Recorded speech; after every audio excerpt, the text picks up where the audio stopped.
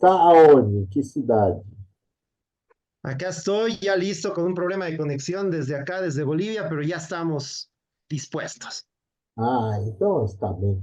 Eu vou pedir para o Michel. Ah, cá está. Então já te vimos.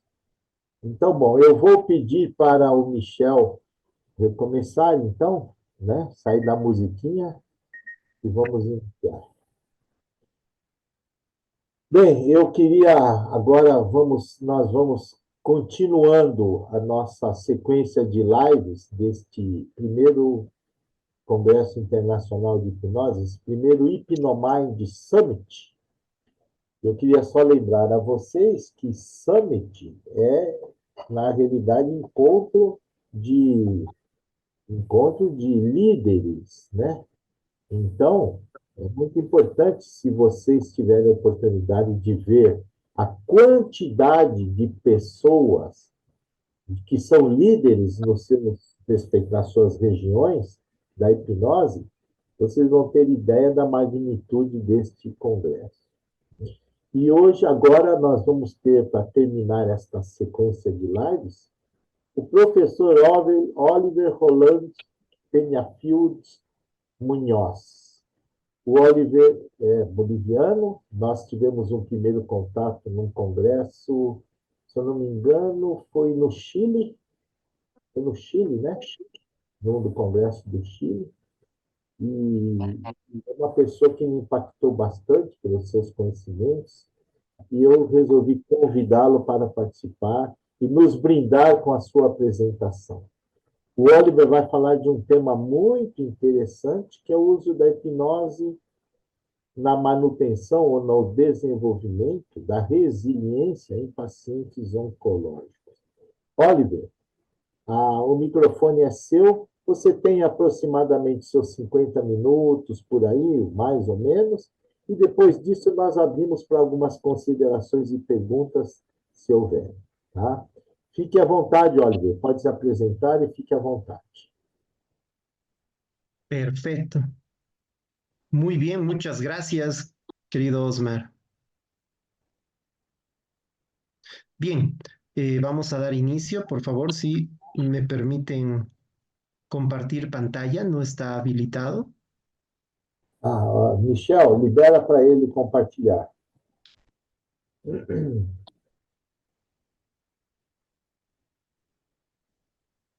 Excelente, muchas gracias, Michelle. Bueno, iniciamos con el Congreso, que es un éxito de antemano y para mí un honor, una enorme satisfacción poder compartir con ustedes todo lo que se está trabajando desde la hipnosis clínica acá en Bolivia y desde el Centro Hipnoresiliencia, ¿no? Que es un centro que ha sido el pionero en Bolivia para poder profundizar desde el ámbito científico, para poder hacer investigaciones desde la hipnosis clínica y poderlas ir promoviendo en nuestro contexto boliviano y en congresos internacionales que se hacen de relevancia en función de lo que se está esperando para que se vaya desmitificando el proceso de la hipnosis, ¿no? Acá en Bolivia hay muchas personas, muchos colegas que consideran que la hipnosis clínica no tiene el nivel de relevancia, de eficacia o de trascendencia que debería ser tenido, ¿no? Y muchas veces se lo ve desde un parámetro pseudocientífico. La importancia de las investigaciones, de los congresos que se están realizando, nos permiten poder evidenciar, transmitir, difundir que el proceso de la hipnosis clínica es favorable para poder transformar muchas situaciones en que las personas se van encontrando. De allí la importancia de ponerle este título a mi ponencia, ¿no? Levantarse a partir de la crisis, seamos agentes de resiliencia en el proceso oncológico que la persona va viviendo. Son varios estudios que realizamos acá en CEPSIR sobre distintas personas en el proceso oncológico, pacientes diferentes de diferentes edades que fueron sometidos al proceso de hipnosis y mostraron una evolución en el tratamiento del dolor, en cómo mitigar el dolor y cómo a partir de eso generar una transformación en su calidad de vida. De esa forma, es importante que podamos comprender y, ante todo, aplicar los 4 principios fundamentales, ¿no?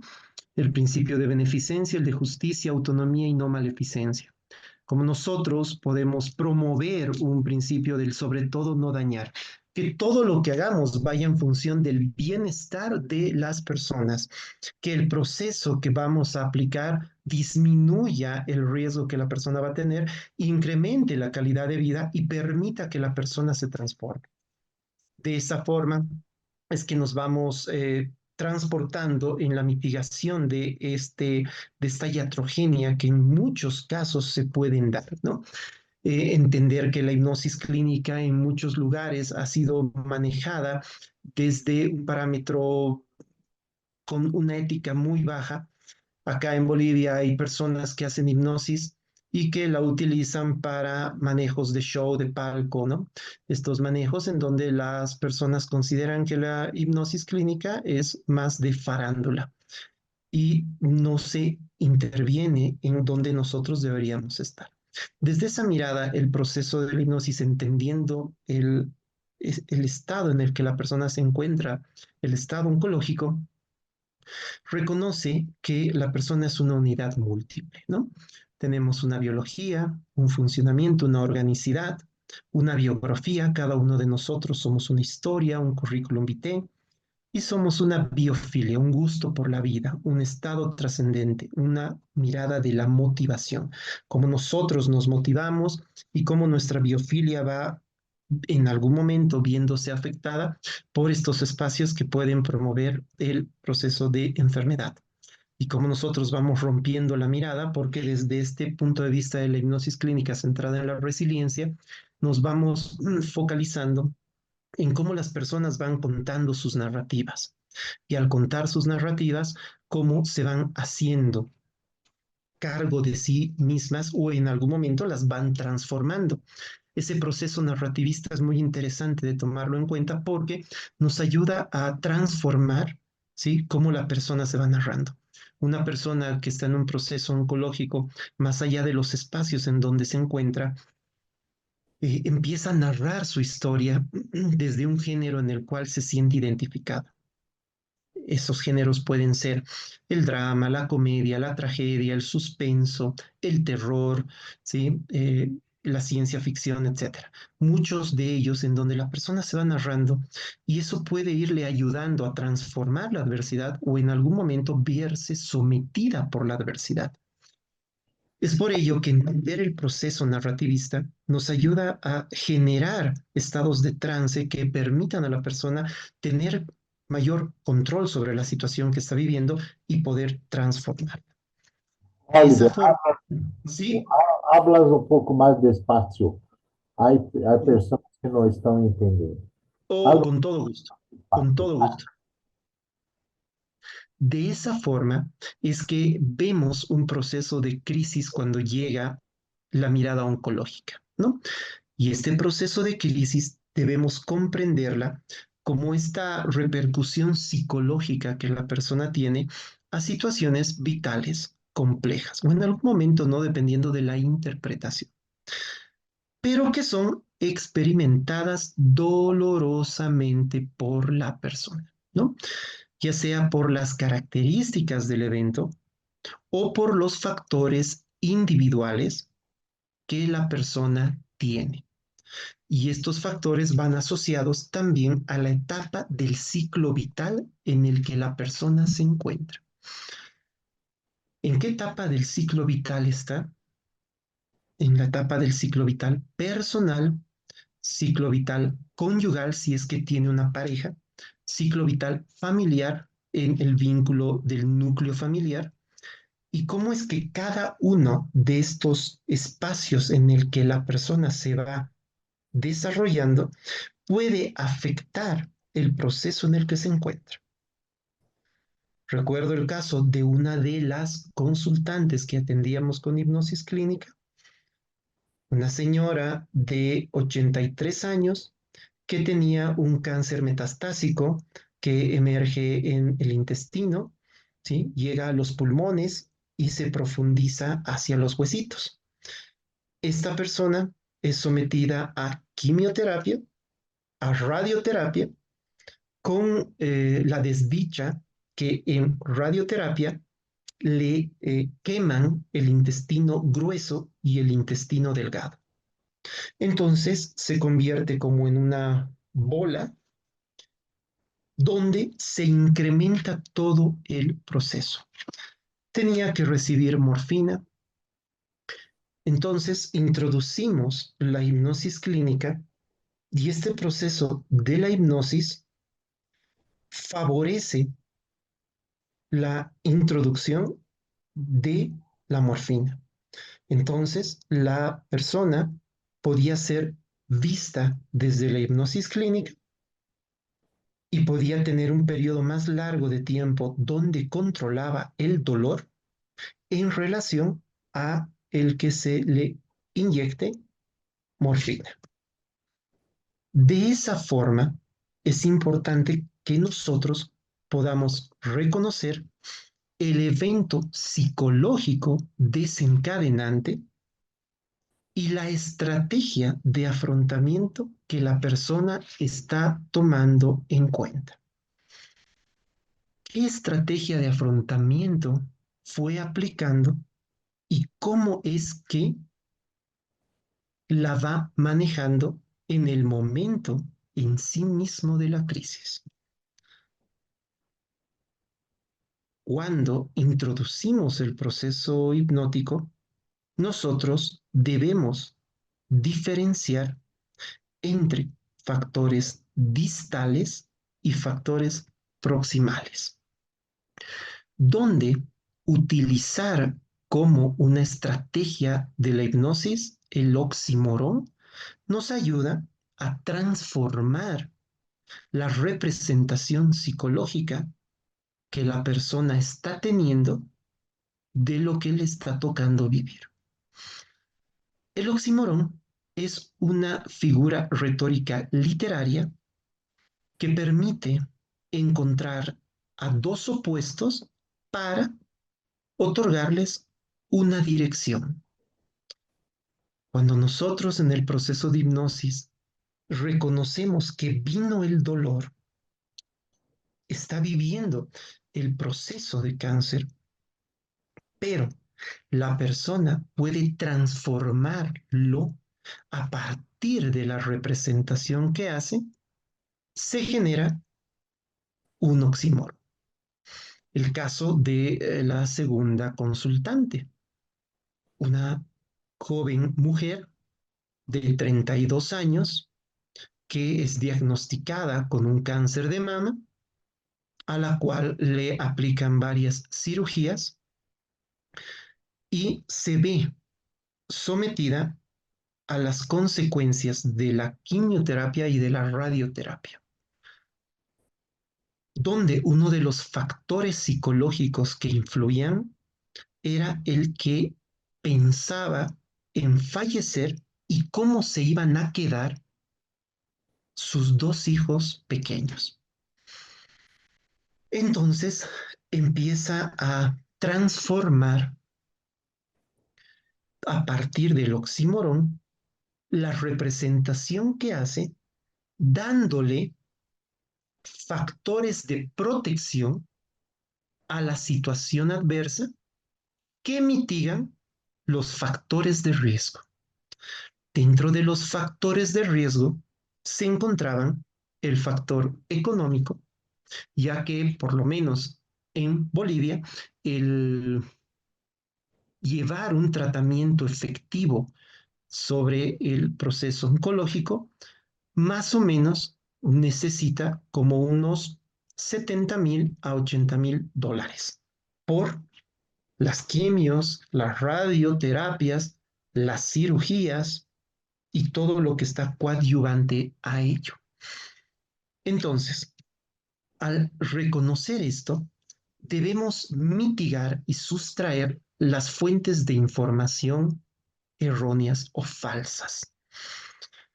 En el caso de muchas de las consultantes, veíamos, por ejemplo, que ellas eran sometidas a sensaciones de peligro porque muchas veces se le decía, tú estás viviendo un cáncer porque eres muy rencorosa. Tú estás viviendo un cáncer porque no has perdonado. Tú estás viviendo un cáncer porque seguro le has deseado algo malo a alguien. Entonces se incrementaba, ¿no? Y en ese momento se contaminaba la narrativa de la consultante, haciendo que ella produzca con mayor intensidad pensamientos trágicos, pensamientos irracionales. En muchos de los casos se identificaba la triada que planteaba Beck: visión negativa de sí mismo, visión negativa del contexto y visión negativa del futuro. Entonces, está viviendo el proceso oncológico, pero puede ingresar a un proceso depresivo. Recuerdo otra de las consultantes que pertenecía a una congregación religiosa, Testigos de Jehová, que no le permitían poder recibir transfusión de sangre. Entonces se convertía en un factor de riesgo donde la familia no podía hacer algo en beneficio de su ser querido.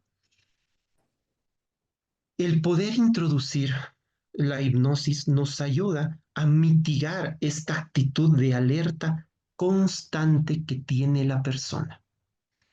El poder hacer que la sensación de peligro vaya disminuyendo. Y allí es que introducimos el proceso resiliente, que es la capacidad que tiene una persona o un grupo de personas para afrontar y reaprender. Reaprender para proyectarse un futuro mitigando el riesgo en el que se encuentra. Y de esa forma poder transformar las condiciones de vida difíciles.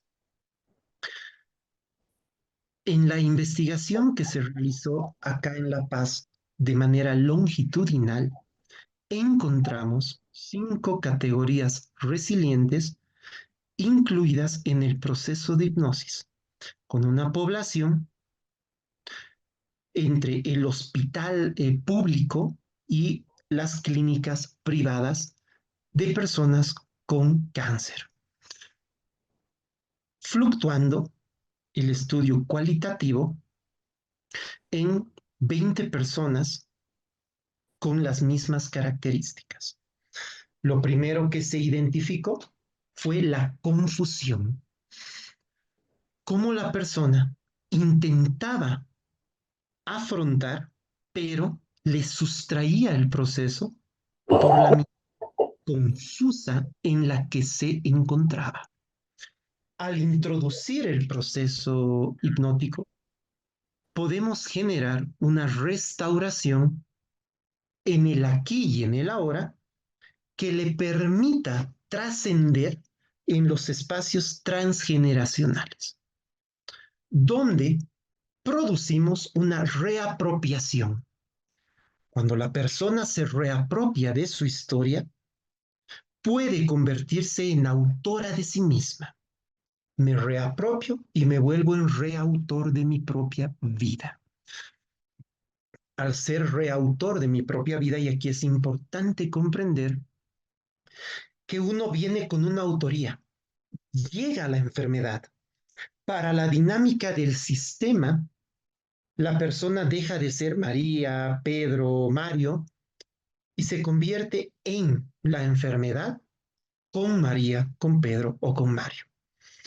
Entonces debemos sustraerle para que su mirada de reautoría le permita generar una transmisión relacional, intrageneracional e intergeneracional, donde la persona se hace cargo de quién es y tiene un sistema que le permite factores de protección construidos en el proceso hipnótico y además vinculados en el espacio contextual. De esa manera, la persona empieza a narrar su historia apropiándose y transformándola.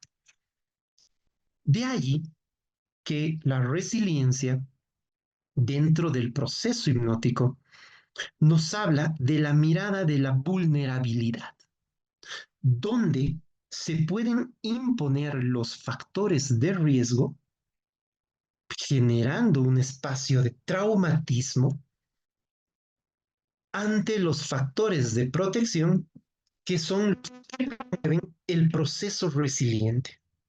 Entonces, disminuye el espacio de traumatismo y se genera un proceso de resiliencia que va haciendo que la persona se vea fortalecida por los vínculos relacionales y por la co-construcción que se hizo en el espacio de la hipnosis. Cuando la introducimos, hacemos que la persona se vea co-construyendo una nueva narrativa que se ve validada y aplicada en el espacio relacional. De esa manera se vincula y se permite sustraer el traumatismo en el corto, mediano y largo plazo. A corto plazo, tomar en cuenta una víctima o varias víctimas, donde la situación traumatógena puede generar un traumatismo individual o un traumatismo relacional. Si se genera un traumatismo relacional, vivimos la crisis traumática que se divide en la muerte relacional, la disfuncionalidad crónica, que va a generar una victimización y una sobreprotección, o la distancia emocional y la evitación. Al contrario, se empieza a generar un proceso de resiliencia. Y este proceso de resiliencia va a permitir generar una transmisión intergeneracional. Por el otro lado, el proceso en sí mismo centrado en la victimización o en la sobreprotección, desde la distancia emocional y la evitación, permite la transmisión transgeneracional de los elementos traumáticos no elaborados. Entonces, la consultante, la paciente nos dice, yo estoy viviendo esto porque mi mamá lo vivió, mi abuelita lo vivió y ambas fallecieron de cáncer. Entonces yo estoy destinada a tener la misma suerte. Por el otro lado, el proceso de resiliencia nos va a permitir generar esta transmisión intergeneracional donde se elabora la crisis, se la vuelve a representar y se le permite una transformación. En la medida en que se le permite una transformación, se genera un cambio en la representación. De allí se empieza a vincular el estado de apego de la base de seguridad de la familia, que se divide en la expresión de emociones sanas, claras, y la colaboración en la resolución de problemas. La pareja, como decíamos, en la etapa del ciclo vital, personal, conyugal y familiar. ¿Cómo funge la pareja, la familia, para permitirle una resolución en la elaboración de esto que está viviendo? Y de esa manera se genera un proceso de comunicación claro, efectivo, basado en factores eufónicos y niveladores. donde los miembros de la familia se vinculan al producir este contacto colaborador asertivo que permite un clima de apego sano en el vínculo relacional, haciendo que se abran nuevas experiencias, se recepcionen y se sustraigan, se replieguen aquellas que dejan de ser relevantes. De esa manera se efectúan 4 pilares resilientes trabajados en el proceso de hipnosis. El yo tengo, yo soy, yo puedo y yo estoy. El yo tengo, ¿qué es lo que yo tengo a partir de la crisis que se vivió y qué es lo que me puedo permitir en el momento en el que estoy viviendo, ya que dividimos en el antes, frente, durante y después? ¿Qué tenías tú antes de, frente a la situación, durante y qué tendrás después de la situación? A partir de lo que tengo, trabajamos el yo soy. ¿Quién soy ahora que estoy viviendo esta situación? Y de esa forma, ¿yo qué puedo hacer? ¿Qué es lo que me permito hacer? Y en lo que me permito hacer, ¿estoy en el lugar que deseo estar? ¿Y tengo las herramientas para transformarlas? Haciéndome cargo de mí mismo y generando espacios que me permitan proyectarme un futuro. De esa forma es que empezamos a vincular estos 7 tópicos. La vida espiritual, dependiendo de dónde es que la persona se atribuye una vida espiritual, dependiendo de la creencia que tenga, las esperanzas que se van vinculando a esto y las creencias que le permiten transformación, generando control de este proceso, denotando funcionalidad de la familia, porque la familia empieza a funcionar alrededor, sustrayendo el proceso de la enfermedad, dándole otra mirada a lo que le toca afrontar, generando un espacio de protección y seguridad, denotando ética relacional que le permite transformar la situación adversa.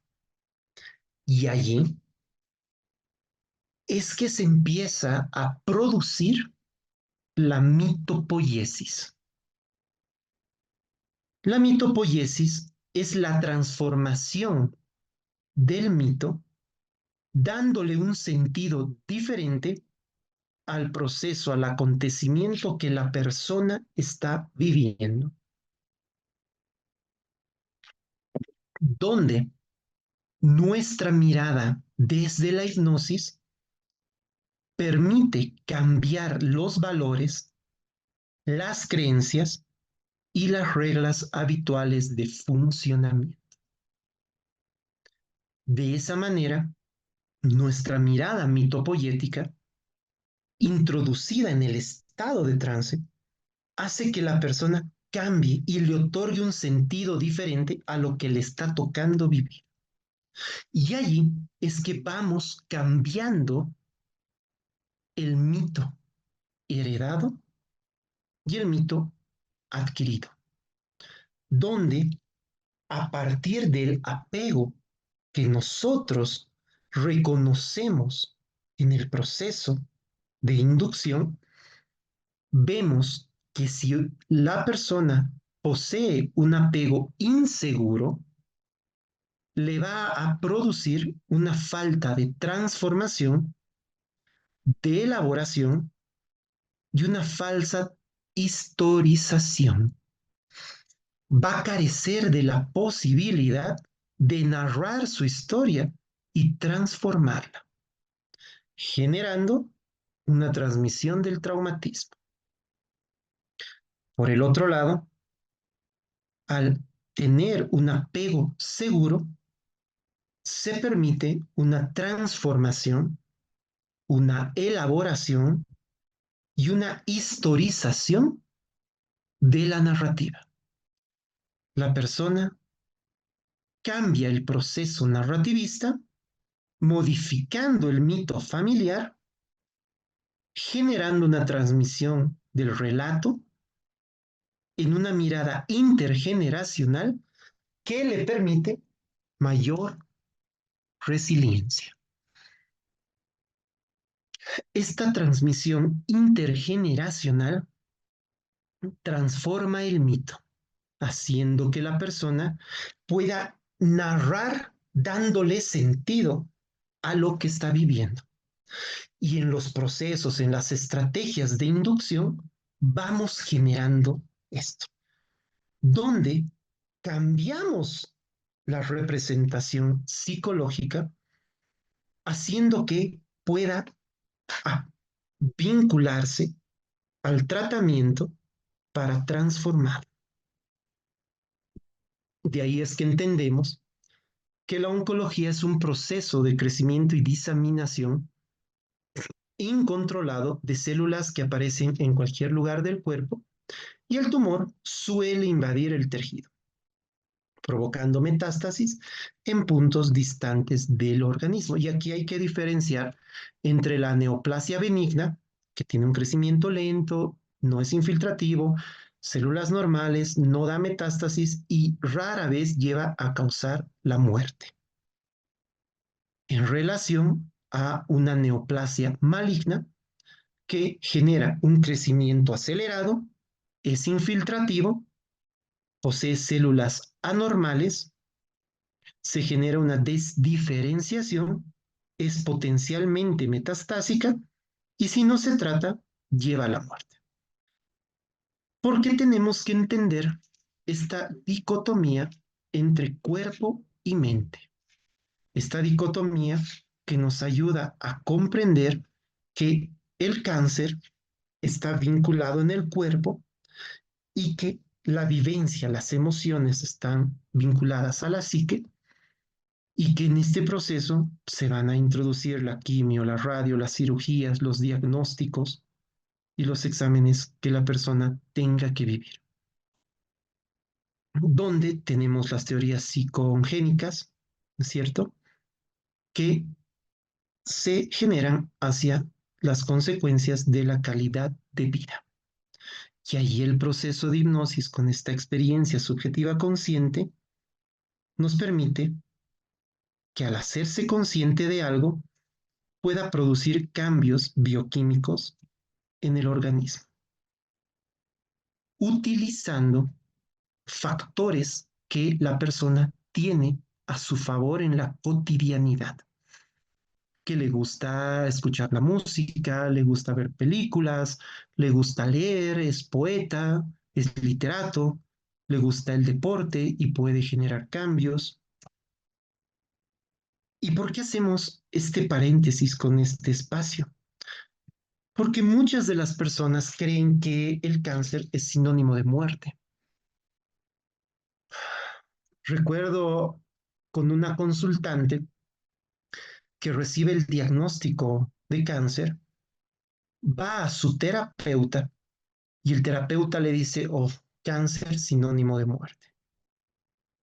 Cosa más aberrante no podía existir, más aún por una persona que, por la cual se le buscaba una funcionalidad favorable. Allí es que sabemos que el cáncer no necesariamente es sinónimo de muerte. Y es donde implementamos, como hemos ido viendo anteriormente, al inicio de todo este proceso de la conferencia, que la hipnoresiliencia es este estado de atención que la persona posee con alta concentración, donde se logra maximizar y potencializar los recursos internos que promuevan el empoderamiento sobre las emociones, los pensamientos y las actitudes cotidianas, logrando fortalecer las habilidades óptimas que favorezcan las interacciones ulteriores, promoviendo una adecuada calidad de vida.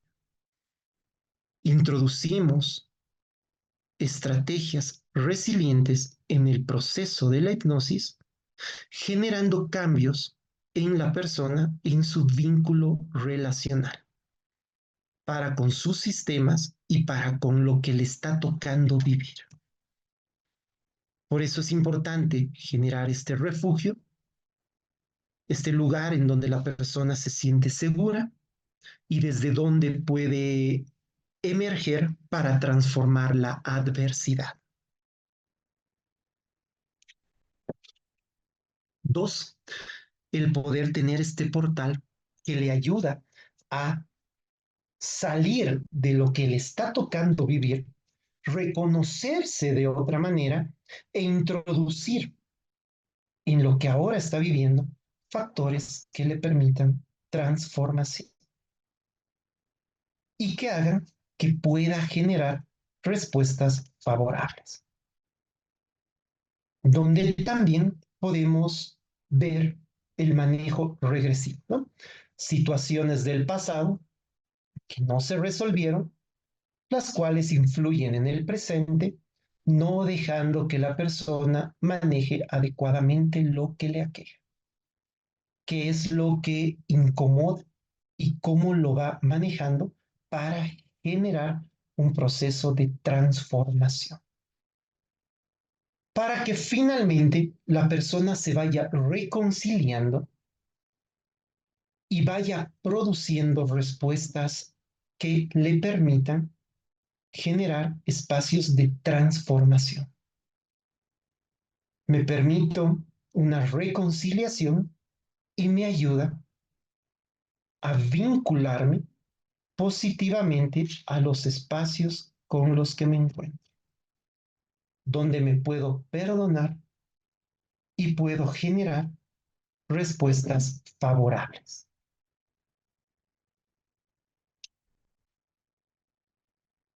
generando esa sanación interior que le permite a la persona manejar y afrontar de otra manera el proceso el que él está tocando vivir y siendo consciente de lo que le está tocando hacer y generar.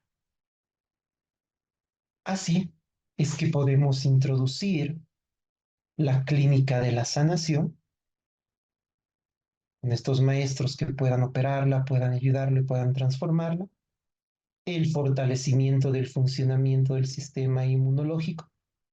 Vamos destruyendo las células cancerígenas, fortaleciendo las células sanas, el manejo proyectivo, donde la persona empieza a elaborar progresivamente, proyectándose un futuro a partir de la ausencia del síntoma que está viviendo.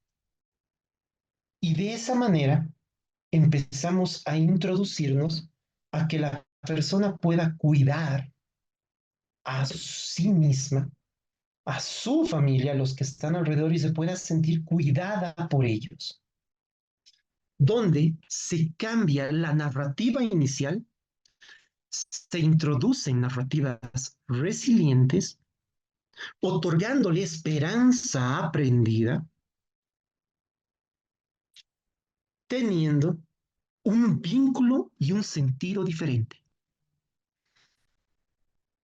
El vínculo entendido desde la red que se va construyendo, como decíamos al inicio de esta conferencia, se va construyendo mitigando los factores de riesgo y generando factores de protección que hacen que la persona se vea transformada por ello, lo cual le permite un sentido.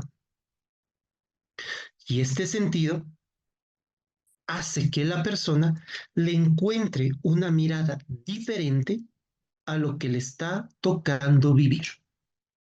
Se hace una transformación a partir de la representación y de la red de apoyo en la que se encuentra. Transformo lo que estoy viviendo y me permito generar respuestas diferentes. Al generar este vínculo y sentido, la persona empieza a apropiarse de lo que está pasando y empieza a poder generar un cambio en lo que está viviendo. Bien, de esa forma, ya para culminar mi ponencia, les invito a los que puedan leer. Tengo 7 libros publicados, están por Amazon, también en la página de Sepsir Bolivia, ¿sí? Que son implicaciones de la hipnosis clínica en distintos espacios, ¿no? Tratamientos de dolor, oncológicos, el deporte, etcétera, ¿no? Entonces, pueden manejarlos desde la familia, pueden manejarlos desde la pareja. Las revistas Hipnoresiliencia, que tienen varios artículos publicados en función de lo que se va manejando, cómo se aplicó la hipnosis clínica en ámbitos forenses, ¿sí? Y qué resultados se emitieron. Y bueno, el último que fue publicado el año pasado en México y este año en Perú, que es Resiliencia, Educación y Pandemia, ¿no? Estrategias en acción. Justamente cómo se pudo manejar el proceso de la resiliencia y la hipnoresiliencia en el periodo de la pandemia, en esa etapa dura en que las familias tuvieron que transformarse. Bien, con eso culmino mi ponencia. Un placer, como siempre, mi estimado Osmar, para mí poder compartir con ustedes en este honorable congreso. Muchas gracias.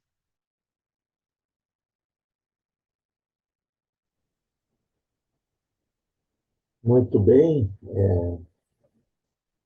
muito boa a apresentação, Oliver.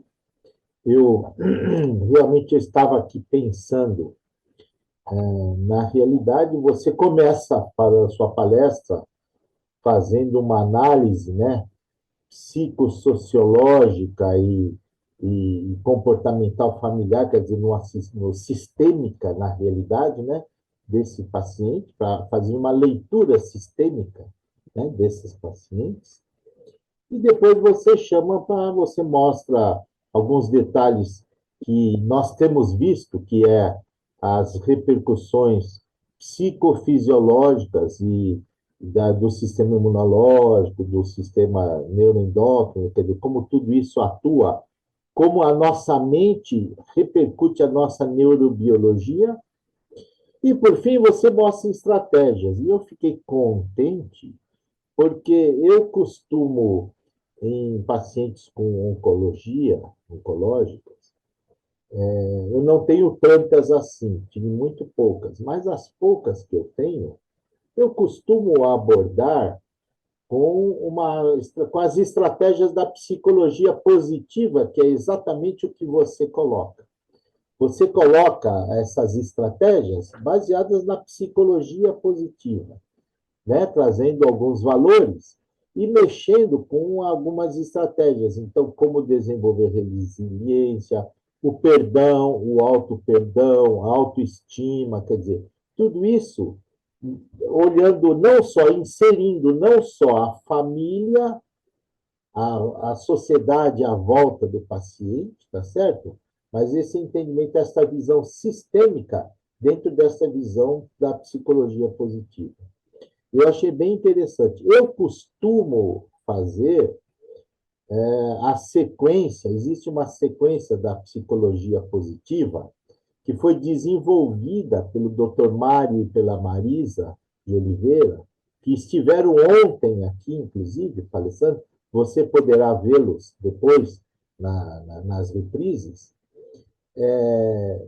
falando da psicologia, da psicoterapia trajetória de vida, aonde, de alguma forma, elas fazem o que você falou dentro de uma estrutura um pouco diferente, mas tudo trabalhando na mesma direção que é desenvolver, melhorar, trabalhar com autoestima, trabalhar com auto-perdão, trabalhar com a neuropsicobiologia, a modulação neuropsicobiológica, através das técnicas de visualização, né? Trabalhar a autoestima e, principalmente, incluindo a família dentro dessa visão sistêmica. Eu gostei muito, você está de parabéns. No início parece que fica um pouco confuso, porque aqueles gráficos, né? Mas, na realidade, quando a gente vai fechando tudo isso, a gente vai fazendo um imbróglio, um embrulho, e vai percebendo, vai juntando tudo isso dentro de uma visão lógica do que você apresentou. Eu gostaria de saber se alguém tem alguma coisa para falar, para perguntar, alguma pergunta. E, enquanto isso, enquanto as pessoas se preparam para se manifestar, Oliver, parece que o pessoal está meio travado aqui, está meio com, né, com medo de fazer perguntas, mas eu deixo para você fazer algumas considerações a mais disso que eu falei. Se você conhece, se você entende que tudo isso faz parte da visão da psicologia positiva. Muy bien. Hay alguna pregunta por ahí, mi querido Osmar, pero ahí la importancia también de lo que decías, de vincular la psicología positiva con el proceso de la mirada sistémica resiliente. Y algo que a mí me ayuda mucho es este modelo integrador, ¿no? El utilizar la psicología cognitiva comportamental con la psicología sistémica, vinculando hacia el favorecimiento de la paciente o la consultante. Acá en Bolivia ha habido mucho riesgo en la psicología positiva mal llevada, ¿no? Mal llevada porque muchos colegas utilizaban a la psicología positiva solamente como factores de motivación, de decir, oh, usted va a salir bien de la enfermedad, todo va a estar bien, tenga fe, pero no hacían nada, no hacían nada. ¿Y qué pasaba con la persona? La persona entraba en un proceso de frustración, pues decía, oh, la terapeuta me dijo que voy a estar bien y estoy empeorando, entonces yo soy la que está mal, yo soy la que no ayuda, yo soy la... Y aparte, que ha sido muy importante reconocer, muchos terapeutas utilizaban libros de autoayuda como factores para que las personas puedan mejorar. Creo que eso no era adecuado porque se les ha hecho un daño y no han sabido utilizar la psicología positiva. Las teorías de Martin Seligman aplicadas al proceso que han sido muy bien elaboradas. Creo que eso también con los congresos y con toda la formación se ayuda a transformar en los colegas y también en los pacientes.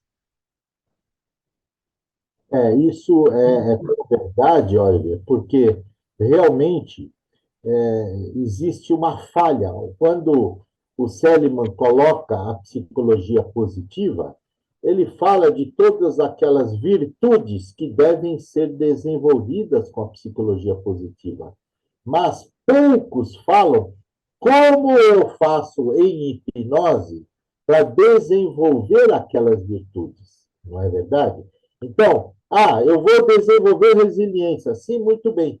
Qual é a estratégia que você usa para desenvolver resiliência? Eu quero trabalhar com culpa. Qual é a estratégia em hipnose que você usa para fazer com que a paciente tenha a diminuição da autoculpa, né? Da perdão, tá certo? Então, quer dizer, o auto-perdão. Então, tudo isto deve ser trabalhado. E, por fim, tem que ter um processo que chama de ressignificação, que você falou muito bem, que é aquele processo onde amarra tudo isso.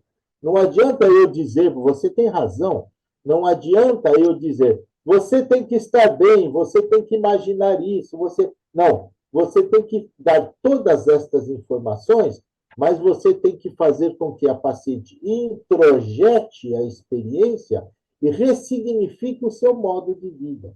Eu acho que é aí que é a grande estratégia, né, da psicologia positiva. E que eu queria agradecer, eu acho que, de alguma maneira, um pouco diferente do que a gente faz, mas segue o mesmo caminho o que você acabou de nos apresentar. Você está de parabéns, queria te parabenizar mesmo, porque realmente eu nunca tinha visto uma forma de apresentação do desenvolvimento da resiliência, que é o carro-chefe da psicologia positiva, é a resiliência, né? Então, eu acho que realmente essa foi uma magnífica aula e que, para mim, teve muita informação nova, muita informação importante. Agregou muita coisa para mim. E eu acho que para todos nós que estamos te ouvindo. Será que alguém. Estão perguntando aqui, estão te parabenizando pela palestra tal, né? Querem saber.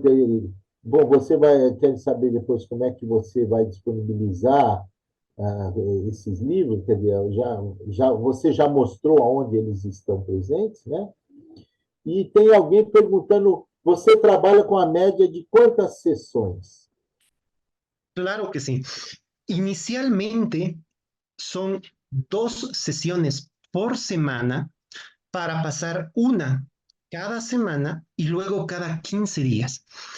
Pongo el ejemplo de una paciente, una consultante con linfoma de Hodgkins que tenía un alto nivel, su umbral de dolor era muy alto, entonces se le hacía la sesión día por medio hasta que ella aprenda a generar este proceso de autohipnosis y ella se introduzca y pueda manejar el dolor. ¿Sí? Con la señora de 81 años se la veía inicialmente 2 veces por semana, se manejó más rápido, una vez cada semana y luego cada 15 días. Que bom. A doutora Eugene levantou a mão, eu acho que ela gostaria de fazer uma pergunta a você. Eu vou permitir que ela fale pessoalmente. Sim, Oliver. Primeiro, parabéns pela excelente apresentação, que para mim também agregou muito conhecimento, muito conhecimento embrionar, que merece ser aprofundado. Eu só queria saber duas coisas mínimas que não são muito profundas, mas tu falaste em 60, 70 mil dólares para um tratamento oncológico em Bolívia. Vocês não têm um seguro social, alguma coisa assim? As pessoas têm que pagar?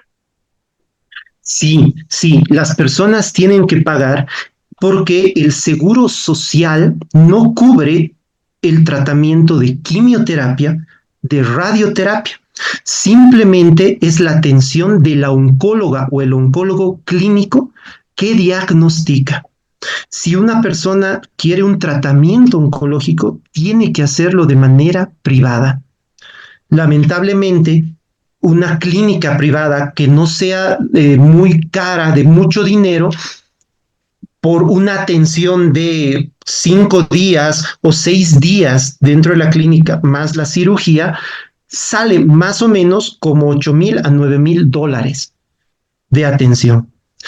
A eso, los honorarios del oncólogo cirujano, el tratamiento con el clínico y la sesión de radioterapia de 20 sesiones en La Paz cuesta 10,500 dólares.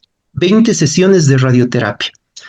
La quimioterapia, por quimioterapia, sale más o menos 2,000 dólares. É uma loucura, e agradeço. É muito importante saber isso. Eu acho que, então, a Bolívia deveria, querendo ou não, se tomar exemplo do nosso SUS aqui, né? Que, Sim. querendo ou não, funciona, porque é um absurdo.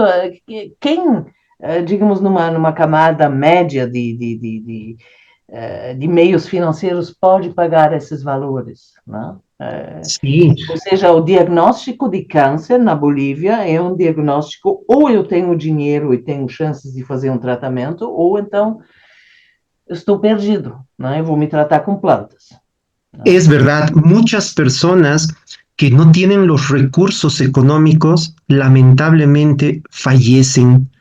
Muchas otras personas tienen que recaudar fondos por kermeses, que son reuniones para recaudar dinero, vender alguna cosa para ayudarse en el proceso de cáncer. Y muchas otras prefieren irse a Brasil, a Perú o a Argentina a hacerse tratar. Muito interessante. Então, um segundo pequeno ponto só que me chamou a atenção.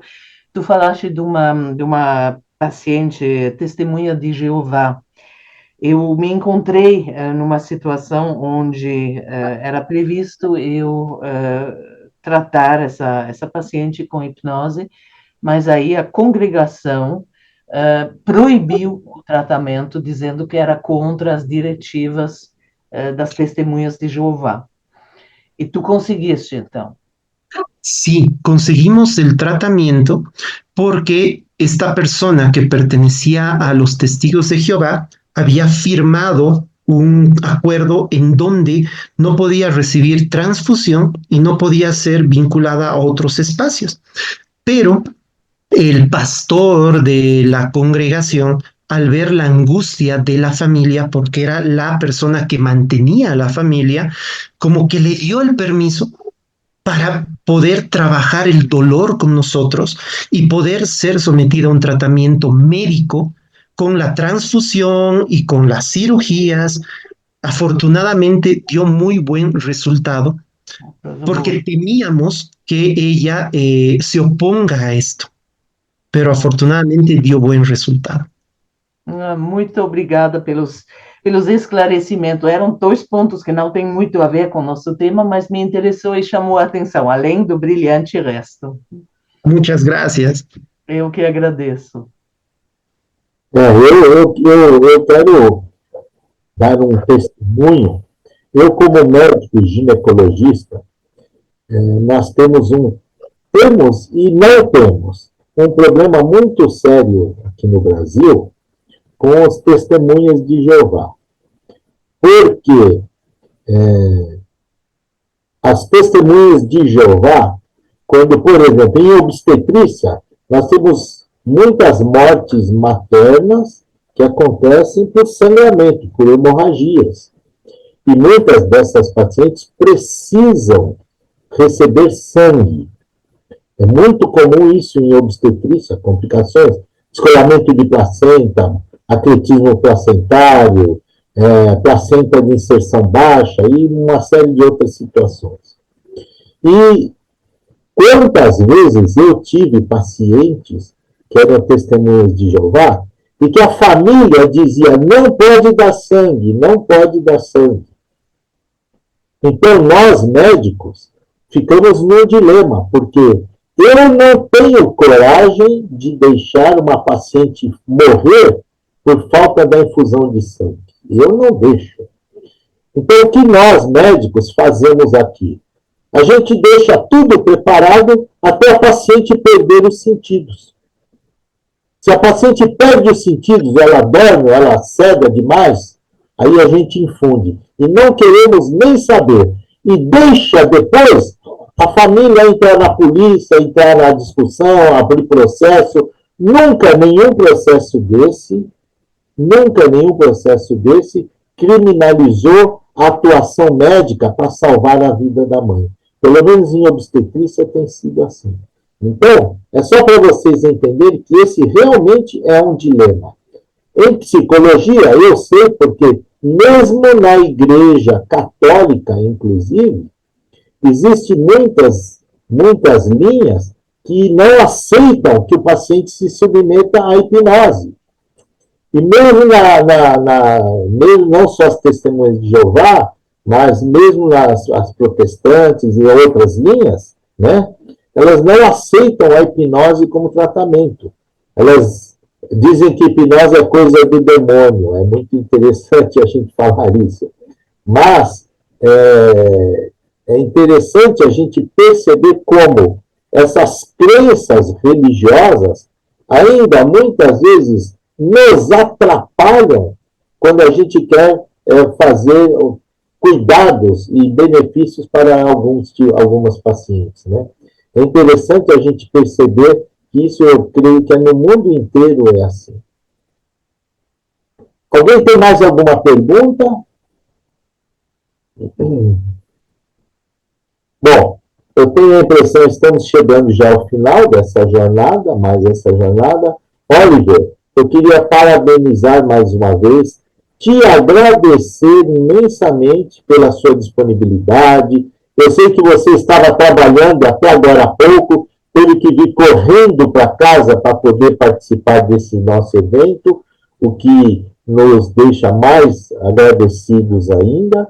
E eu vou terminar por aqui este ciclo de palestras, de lives que nós fizemos, todas com os professores internacionais, dizendo, Oliver, que todas estas ponências internacionais lives e mais todos os temas livres, tá, estarão disponíveis para todos os professores e depois, mais tarde, eu vou mandar para você o link para que você possa assistir todos os temas apresentados no Congresso.